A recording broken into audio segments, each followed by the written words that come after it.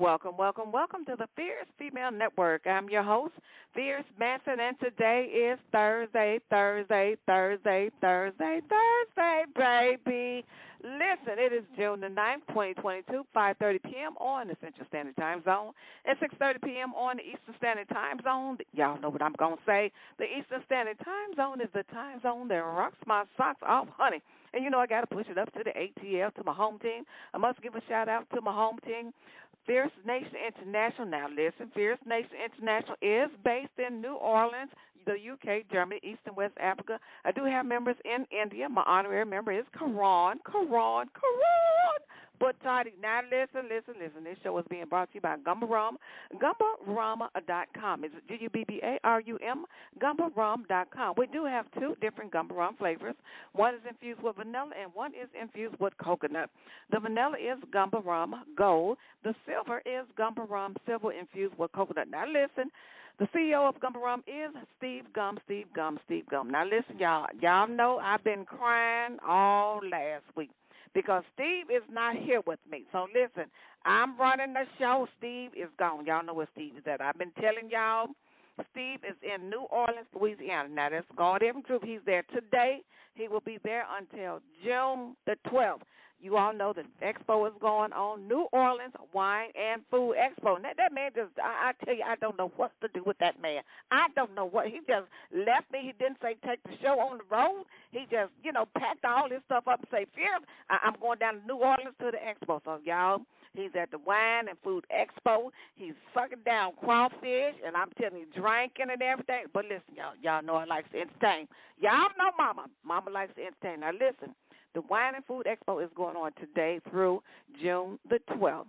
It is the Wine and Food Expo, and so Steve is down there. He really is down there. You guys can get a sample and a sip of Gumba Rum. Everything is set up. You can enjoy. It's going to be fantastic. Now, listen, the Wine and Food Expo is at 900 Camp Street. I'm not going to do my marching song. I'm trying to be nice. I have a guest on today, and I can't wait to talk to him. So now listen, y'all. It's 900 Camp Street. I ain't going to march today, none of that. So you all have to find your way. I'm not giving no GPS directions. Just punch it in on your vehicle, okay? Now listen, y'all know Bob like to entertain. So listen, I'm trying to be nice. Listen, Mr. Magoo, sit down back there. Sit down. We got company today. Y'all sit down. And put my rum bottles down now. Y'all cool out and be nice. We're going to learn something today. Y'all sit down and be cool. Now, listen, I have a attorney. Now, listen, really, I'm really honored today.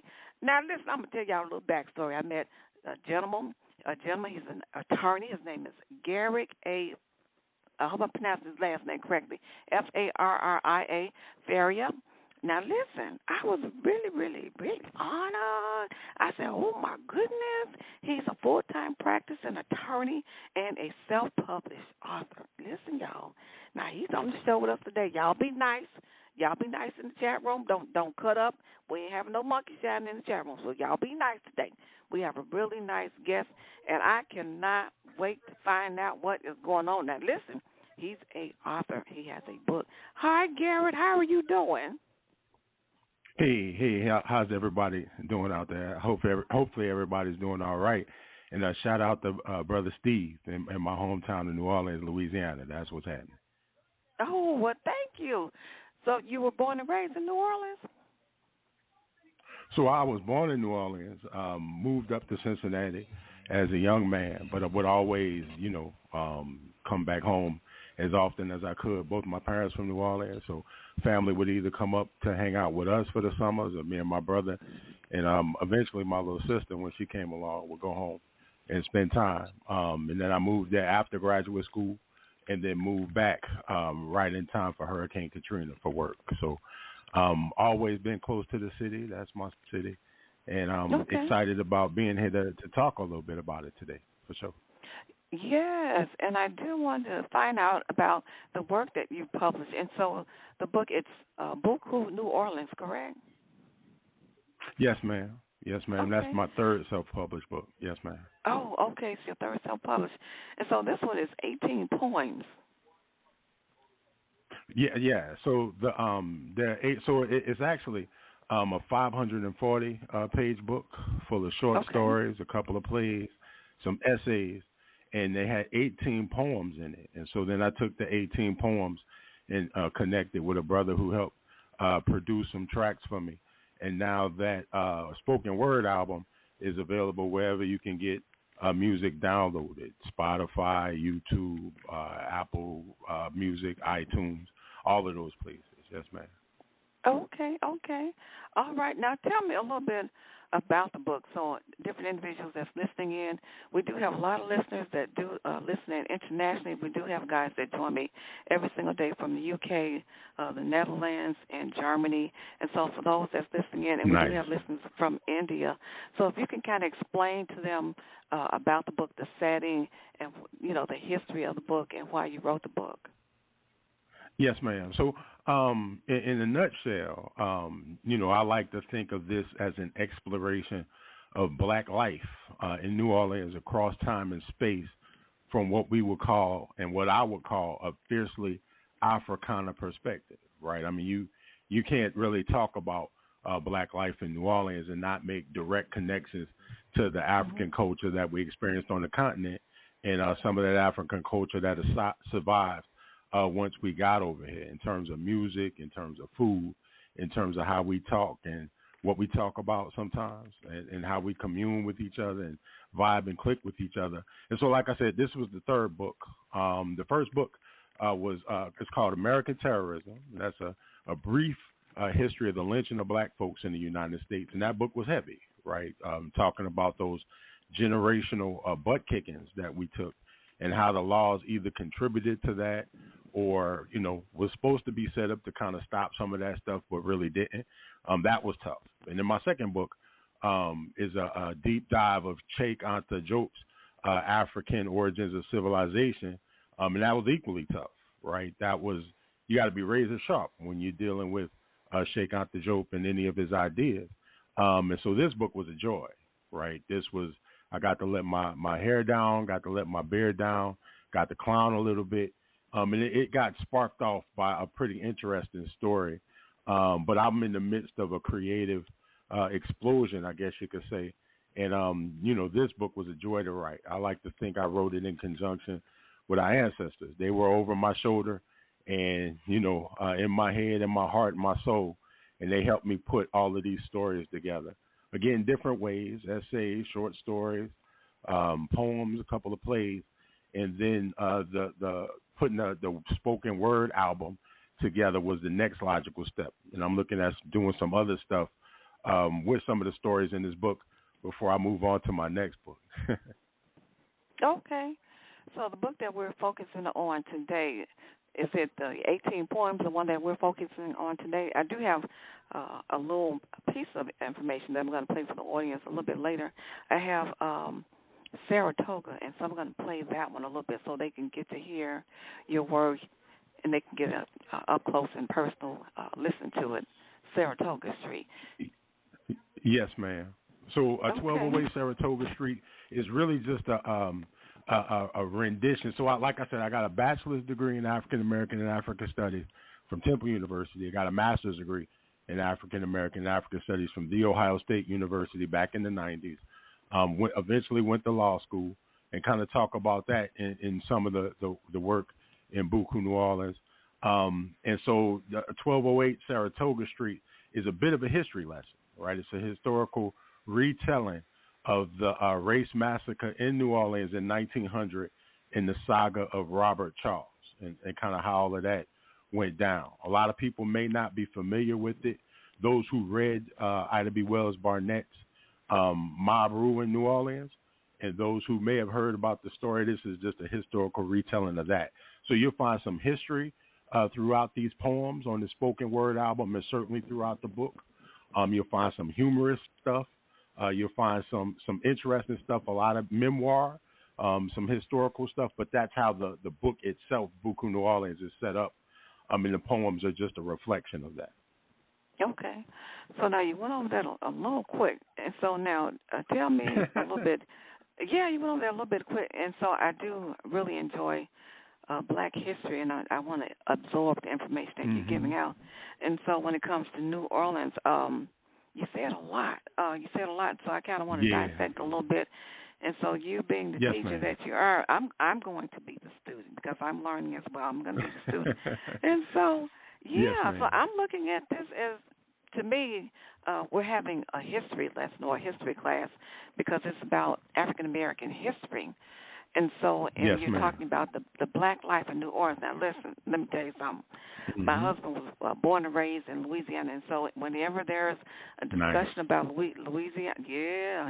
And so I had an opportunity to live in Louisiana for a few years, and I love it, love it, love it. And so, Very nice. yeah, it was my first experience. And I'm gonna tell you, so can I be honest with you? At first, Yes, I was a ma'am. little, By I all was means. a little, yeah, I was a little chicken. I was kind of scared to go to Louisiana. I don't know if anybody ever told you that. I was a little scared. I don't know Sometimes if you ever heard that before. I get that sometimes. Yeah, I get Yeah, that sometimes for a number yeah, of different reasons. I was a little chicken to be honest, and that's the first time I openly admitted that to anyone.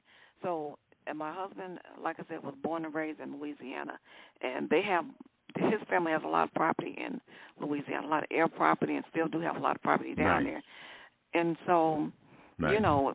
we went down there, and I was just floored to find out, just to say a little bit, I was floored to find out he was living in Chicago and had property in Louisiana, and had never lived in his own house. It was just kind of wild to me. I said, well, listen, man, we got to go to Louisiana. Forget my fears about what I've Yes, heard ma'am. about all the voodoo and stuff. I said, we got to go down Right. there, Right. And so that was my fear. That was just one of my fears because I heard so many I terrible understand. stories. Yeah, but it was nothing like that. It was nothing like that. But we got down there. Come to find out, I loved it, enjoyed it, loved the food. I'm still spoiled to all the great food and the taste. It's just phenomenal. It's just great. And so, now Black life in New Orleans. I know a little bit about the culture when it comes to African Americans, and so now break it down for me about Saratoga Street. I want to stick to your work. And so, what happened? Yes, ma'am. What happened on Saratoga? Just let me learn from you. Tell me a little bit more. Yes, ma'am. About So Saratoga it's Street.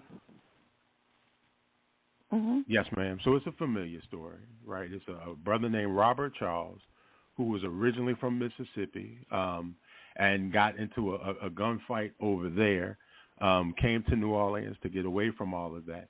Was working, doing his thing. He was actually a pro-black brother, a Pan-African nationalist. He worked for one of the prominent Pan-African nationalists around at that time, a gentleman named Bishop Henry McNeil Turner, who was actually a bishop in the African Methodist Episcopal Church, right?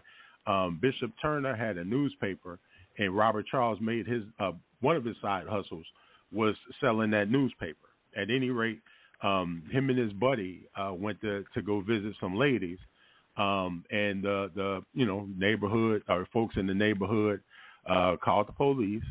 The police show up, and they get into it with these two brothers.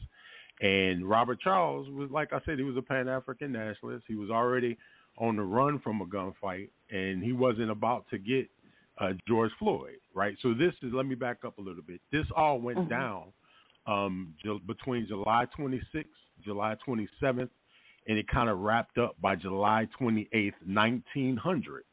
So we're not talking about, 2014, 2015. We're talking about 120 years ago. Our ancestors still been dealing with this. And so they tried to physically accost Brother Charles for absolutely no reason. And as we would say, they picked the right one on the right day, that day. A fight broke out, and, Charles had a pistol, and he wound up killing two of the police. Then he goes on a run he's in uptown New Orleans, that same uptown that, Mystical claims and Juvenile and them claim and Lil Wayne and all them claim, same part of town, uptown New Orleans. And a hunt is on.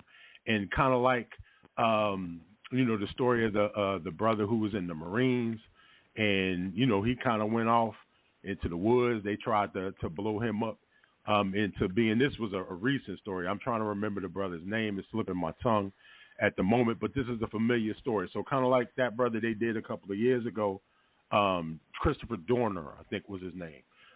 This is Christopher Dorner back in 1900, right? The newspaper, well, there's two papers at the time, the Daily Time or the Daily Picayune and the New Orleans Times got a hold of the story, and they just, ran with it.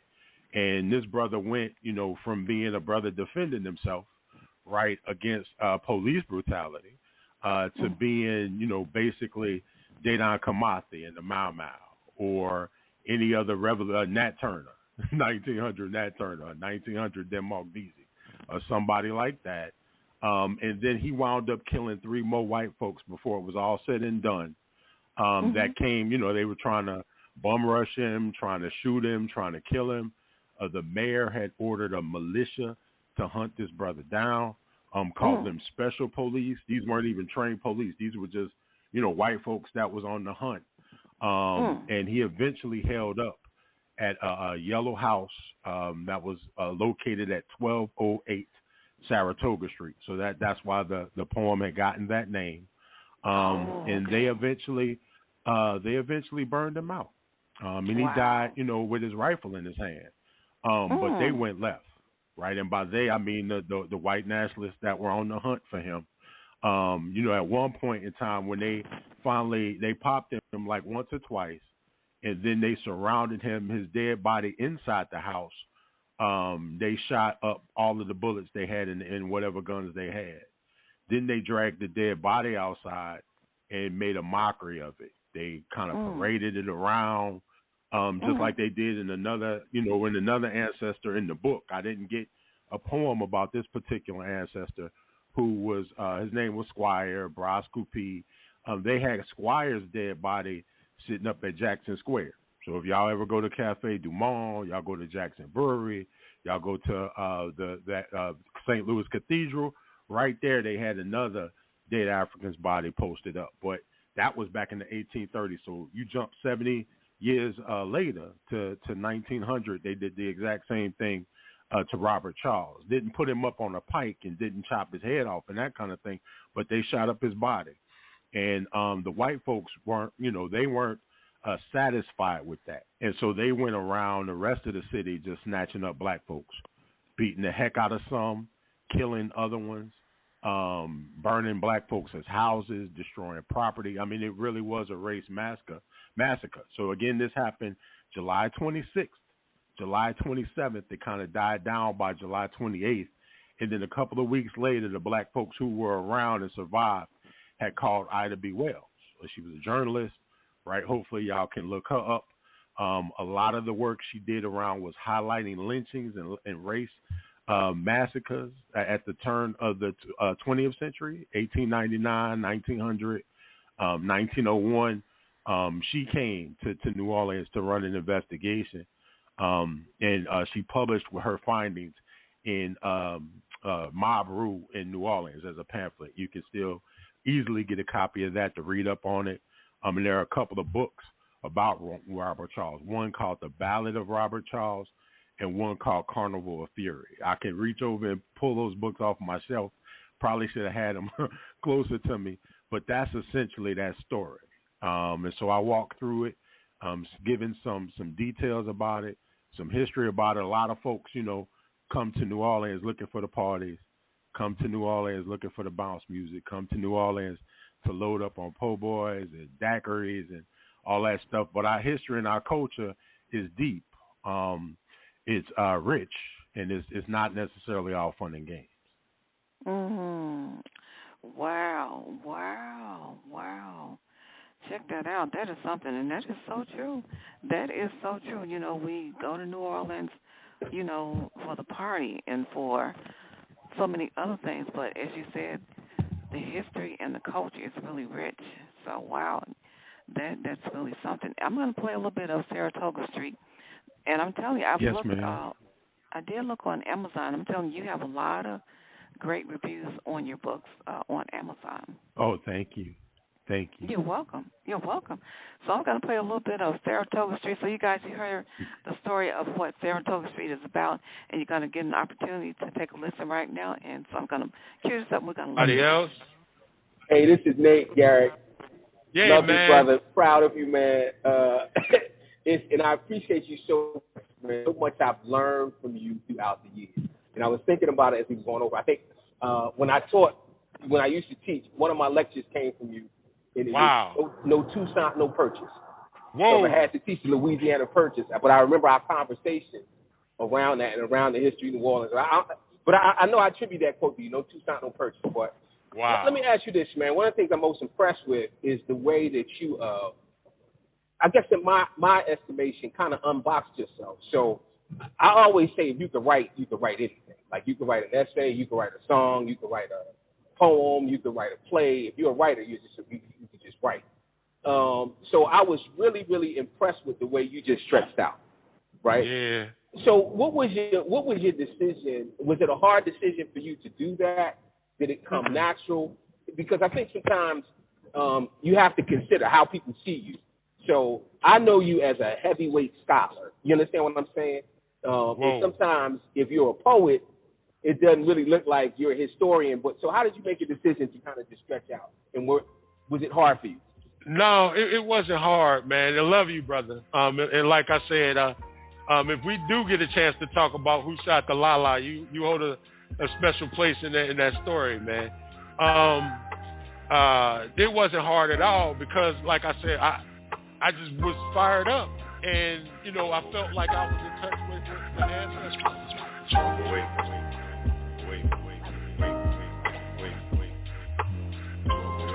Saratoga Street. On the run from a gunfight in Mississippi, Robert Charles was forced to code switch.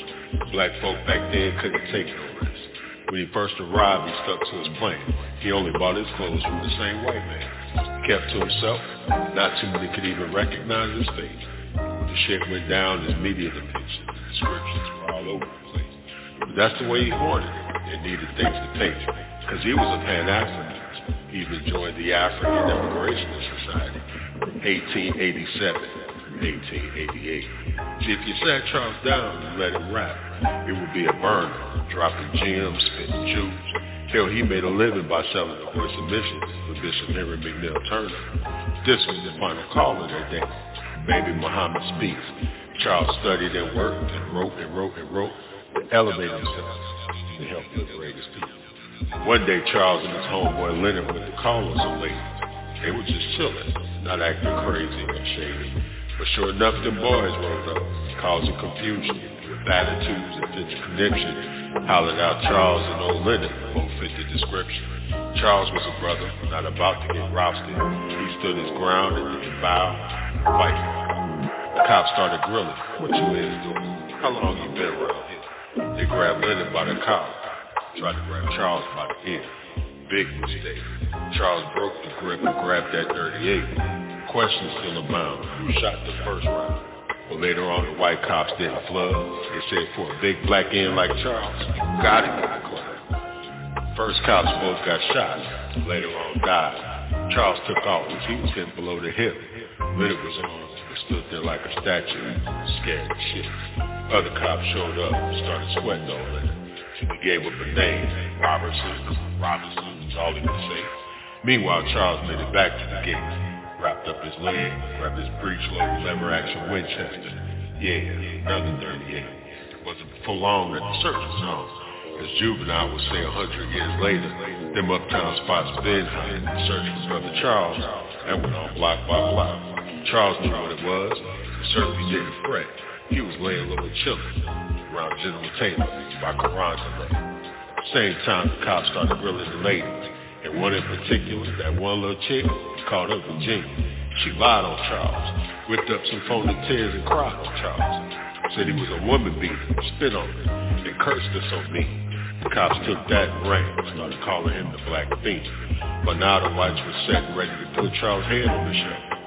An old girl, she told those lies to protect her own self. And when the out-of-work whites already salty heard the end got out of line, they went berserk. It was bad enough that up the ends wanted to keep the streetcars integrated, which they thought was pure fiction. But the end killing the cops, hell no. That's taking it too far. Damn them politicians and all their dudes. It's time for revenge. It's time for the kill. Meanwhile, Charles could sense the heat. He broke camp, left the crib, ended up at 1208 Saratoga Street. Cops were able to find him, somebody in the neighborhood obviously downed him. But now, though, the press had blown up the story and twisted the facts, lied on Charles to make him look like a monster, all bloody and gory. Neither the lies nor the onslaught against him was ceased. The mayor activated a militia, called them special police. As for Charles, it was no matter. His days would be short. This night would be long. He must have had cube in his head. He mumbled to himself. Once again, so the cops approached that house to finish this kill mission, not realizing that Charles had taken up a sniper position. A few moments later, 2 more cops got popped. Charles added to his tally. One named Porty, the other named Larry. And there they were. The backup cops up the block were rousted a different black. 120 years later, they still don't know how to act. Back at the ranch, a civilian named Brumfield was killed.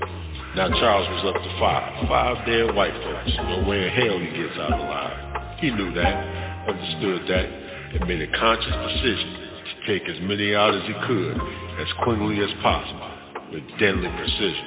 So he knew he was ready and likely to die. He made peace with the Creator, his ancestors, and then looked to the sky. It was a hot, muggy night, uptown New Orleans, the year 1900, 25th of July.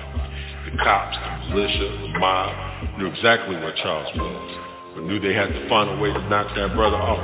So they came up with a plan, without a sign or a powder. Yeah, that's it. Let's burn that in out. Right around 5 o'clock that evening, they doused that big yellow house with enough kerosene that Charles could barely breathe. He could no longer fight, barely manage to scratch. Cold-blooded cops met Porty his brother like that faithful match. The plan worked. Charles was holding his breath, smoke, then he had to stop. Finally lifted his head, then he got popped. Punk that got him, a white dude named Norred. He's a special police militia and a damn Tulane manager. So much for do no harm. He broke that sacred oath with no sweat, no second thoughts, no cause for alarm. We should be clear on how these contradictions always get resolved. After Rodney King, Dr. Winter told us there are no humans involved. Some of y'all may scoff, want me to pause, saying I'm too hard on America, but let's let bygones be bygones. Hell, just look at what they did to our dear brother Charles. They showed no mercy, threw everything at him, show didn't pull it. They shot his dead body up so much they ran out of bullets. Yet Charles died lit up, yet still clutching his rifle. That revolutionary spirit couldn't be touched. Nah, it couldn't be stifled. That whites just hated that. Their content they refused to hide. With empty, discarded clips littering the ground, they dragged Charles' corpse outside. The assembled whites there were quiet for a second or two, of course. Then they yelled, screamed, shouted, and hollered. Some cursed at, spit upon, and tried to kill the corpse. Their heart twisted by rage, revenge, joy, and glee. The angry white mob met at a statue of Robert E. Lee. For them, Charles got off way too easy, and no one was sorry. Then they went about hunting Africans like they were used to bark.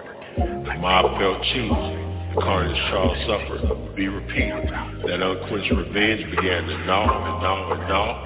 They unleashed it at all, any and every African they saw. July 27th then was bloody as hell. Not too many survivors lived to tell that tale. The ones that were still around caught our beloved ancestors, our sister, Ida B. Wells. She did a thorough investigation from top to bottom and found what we still know today. The cops, the media, the white mob are all black. She found out with Charles now dead and his body degraded, the bloodthirsty whites were high and elated. In the governance structure, though, the reaction was mixed. The black bourgeoisie were relieved. The black masses were pissed. For them, the praise songs came easy. For them, he was their Dessalines, their Prosser, their Squire, their VC. His shots rang out across this lawless nation, letting it be known that we still demand liberation. Pale faces killed his body, his flesh, couldn't touch his spirit. That untold numbers of us are filled to the brim with it. And in New Orleans, Africans today owe a debt to that soldier who decided enough was enough. Decided finally to take a stand, strike a blow, get a licking, change how that usual same old story goes. He fought for himself, fought against that mystical ogre, fought against white supremacy, and did all that right there on Saratoga.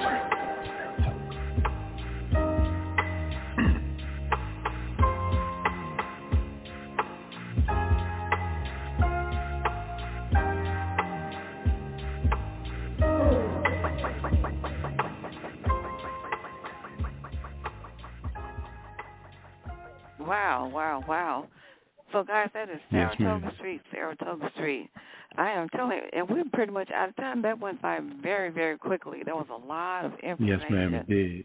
Yeah, wow. I'm telling you. And so I was listening to the story, and, you know, you were saying how they shot his body so many times they ran out of bullets. That's just... Yes, ma'am. You know, that's just so... Wow, that is horrific. Yes, ma'am. Yes, ma'am. But, you know, but like I said, that's like not getting up off of George Floyd's neck. That's like kicking in the door on Breonna Taylor or gunning down Ahmaud Arbery, right? You know, that's the same soup that's reheated. And my only question to all of us is when we going to knock them damn pots over, because that soup is getting old. You're right. You're right. You're absolutely right. And so I do want you to give out your information as far as your website where people can find more information about you. And, of course, you're going to come back on next week. We're going to continue this discussion. It's a really great discussion. I was going to do a discussion some time ago. I'm not sure if you would be interested in diving into a discussion about the deconstruction of the N-word and the whole history around that. I'm not sure if you'd be interested in entertaining a discussion such as that. I definitely would. Just let me know. Just contact me. I definitely would. Folks can get information on the books at www.farrialawbooks.com, FARRIALAWBOOKS.com. And then the music is the album is called Poboys and 190 Octanes. That's a good New Orleans name, right? You can get that wherever you can download any music. Like I said, Apple Music, YouTube. It's on Spotify. It's hitting a couple of playlists, so it is out there. It should be anywhere you would be able to download any music at all. Wonderful. Awesome. And so I do want to thank you once again for coming on today, and we're going to continue discussion on next week. I'm going to have you come back. We're going to continue to talk about the history and the culture of New Orleans, and we're going to dig into some more of your work. And we're just going to continue discussion. We're going to have an ongoing discussion. Awesome. It was very, very educational, very educational. So thank you so much. And, guys, this is going to be a wrap. I am pretty much out of time. And so he's going to come back on next week. I will have it posted the day and the time. It's going to be either Tuesday or Wednesday evening. And we're going to continue this discussion, guys. And so y'all know it's been a Stone Cold Blast. I'll be back later on this evening. It's going to be a blast. You motivated? You motivated? You winning.